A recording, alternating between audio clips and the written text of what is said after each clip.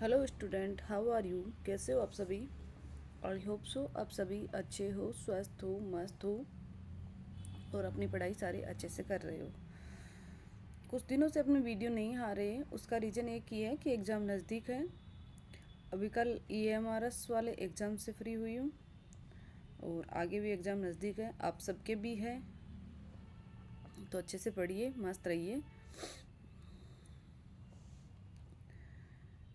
कुछ स्टूडेंट के कमेंट आए कि मैम किस कोचिंग कौन सी करें।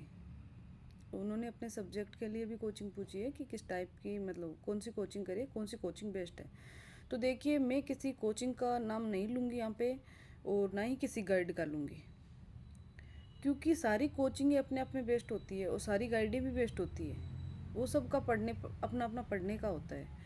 लेकिन मैं जहाँ तक अपना मानती हूँ, मैं किसी गाइड से भी नहीं पढ़ती हूँ, मैंने कोई कोचिंग भी नहीं की है। हाँ, कोई यूट्यूब पे मुझे अच्छा लगता है तो मैं उसका वीडियो देख लेती हूँ।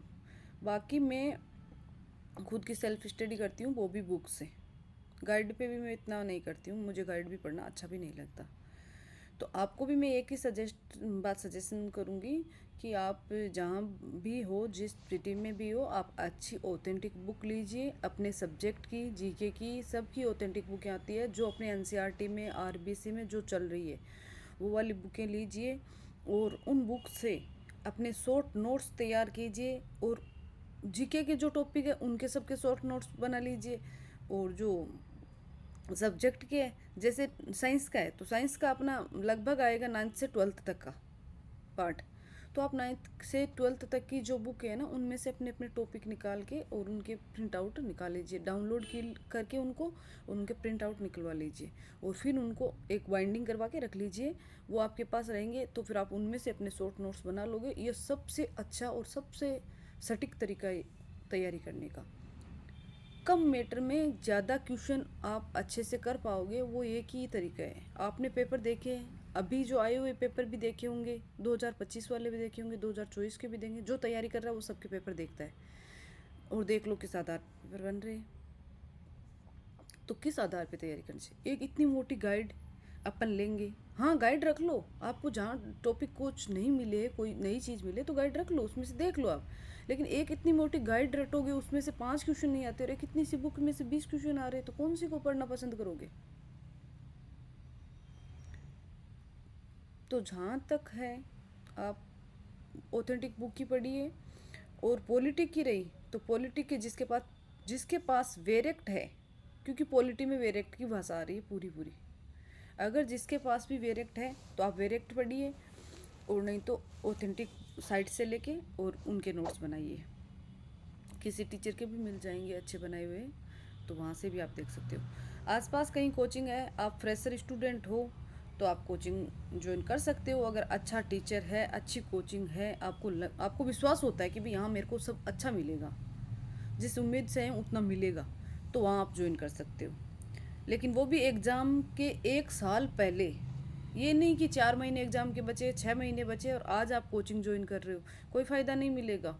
आप सिलेबस तो कोचिंग वाले जल्दी जल्दी करवा देंगे, ये बात तो तय है, लेकिन आपकी कितना आएगा हिस्से में वो देख लेना आप खुद। 20% वहाँ से नहीं ले पाओगे। क्यों नहीं ले पाओगे? क्योंकि आप वहाँ कोचिंग में जाओगे, कम से कम 6-7 घंटे आपका कोचिंग वाला लेगा, इतना कम टाइम में। सिलेबस भी लेंथ है। 6-7 घंटे आप कोचिंग में पढ़ के आओगे, फिर आप घर पे, रूम पे, जहाँ भी पीजी में आके कितना पढ़ लोगे? कितना पढ़ लोगे? इतना माइंड ही है, उसको भी रेस्ट चाहिए होता है। तो जहाँ जितना आपको कोचिंग की नीड नहीं है तो आप कोचिंग की मत सोचिए, सेल्फ ज़्यादा कीजिए।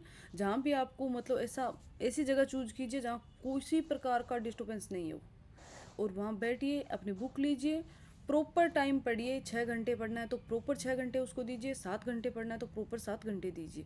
ज़रूरी नहीं, मैं आपको 12 घंटे सजेस्ट नहीं करूँगी, लेकिन जितने टाइम पढ़ोगे उतने टाइम।